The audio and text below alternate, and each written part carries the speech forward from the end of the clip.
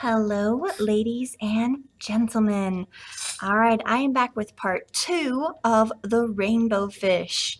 Last week, I had you guys read the book, The Rainbow Fish. We drew the fish, colored the fish any way you wanted to, and if you had tinfoil or glitter, you added some shiny stuff to it.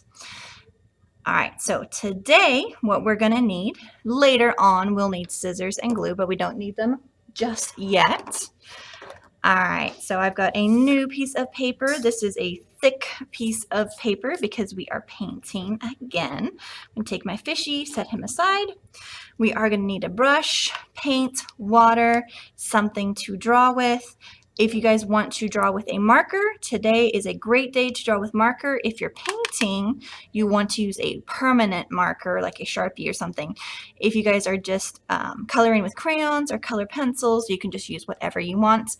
A washable marker and water are going to bleed together, and we don't want that to happen. Now, if you just want to draw with a pencil, that is totally fine as well. All right, so we need to add some stuff to our sea. This is going to be our sea bed. This is going to be the bottom of the sea. So the first thing I like to do is I like to add some sand. So I don't draw a straight line, I draw a wiggly line because there are waves in the ocean that move the sand around. Then we can have some rocks down here. Rocks are all different shapes and sizes. Pick whatever kind of rocks you want to have wherever you want to have them. Then, also underneath in the ocean, there's stuff called coral. Coral will grow off of rocks and create a coral reef. One of my favorite types of coral to draw, it kind of looks like a cactus. So I start down here, wiggly line up, wiggly line out, and we just give everything nice wiggly lines. It does not have to look exactly like this. You can make it look any way you want to.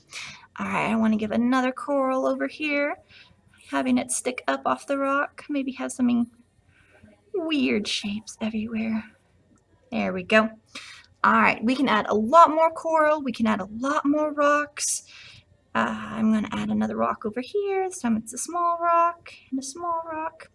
And then the last thing I like to add is some seaweed. Seaweed goes all the way up with a wiggly line and back down with a wiggly line. Your seaweeds can be next to each other. They can crisscross each other. When they crisscross, they go behind. You stop drawing the line, and then you come back and you draw the line again. Seaweed can be everywhere. Fishies like to eat seaweed.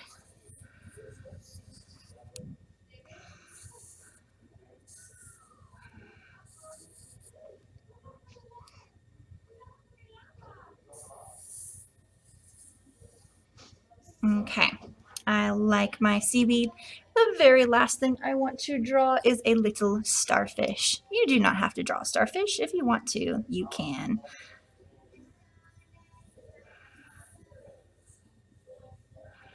There we go. There's my little starfish that the rainbow fish talk to. Okay, now it is time for painting. I am going to paint my sand yellow. I'm going to paint my rocks black or brown. I'm going to paint my coral yellow or orange. My seaweed is going to be green. My starfish is going to be red or purple. And my water is going to be blue. Now I'm going to do some editing and fast forward.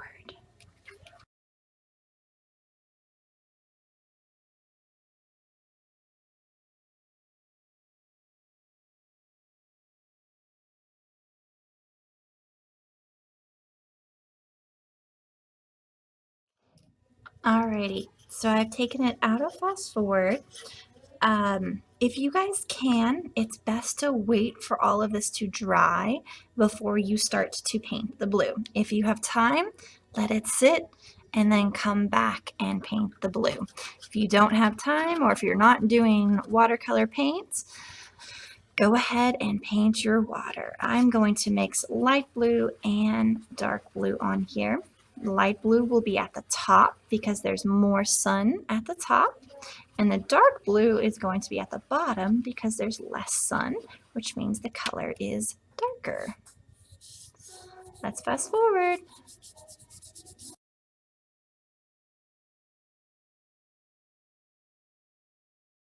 All right, so I am done with painting my background. Now I want to grab my fishy from last week, and I am now going to cut him out. I know a lot of you guys did cut him out, which is totally fine. We're going to do something really fun with this. Let me fast forward cut. All right, now we're not going to just glue the fishy straight on top of everything. We are going to make our little fishy pop up. So what I need to do is I need to cut some rectangles from our extra paper. Myself 3 of them. If you have a big fishy, you might want to do 4. If you have a little fishy, you can get away with 2, but you have to have at least 2. Okay, so I'm going to flip my fishy over, and we are going to do something called a fan fold. Now my little ones, my kinders, you can get help from your parents. So we're going to fold forward, we're going to fold back, forward, back, and we're going to make like a spring. These are just like the legs on the love bug that I taught you guys how to make. So I'm going to put a dot of glue here on his head, a dot of glue here for the middle of his body, and a dot of glue here for his tail, and then lots and lots of glue here, here, and here. Then I'm going to turn him over. I'm going to squish him down. This is where we got to be super careful. Make sure everything lays down flat.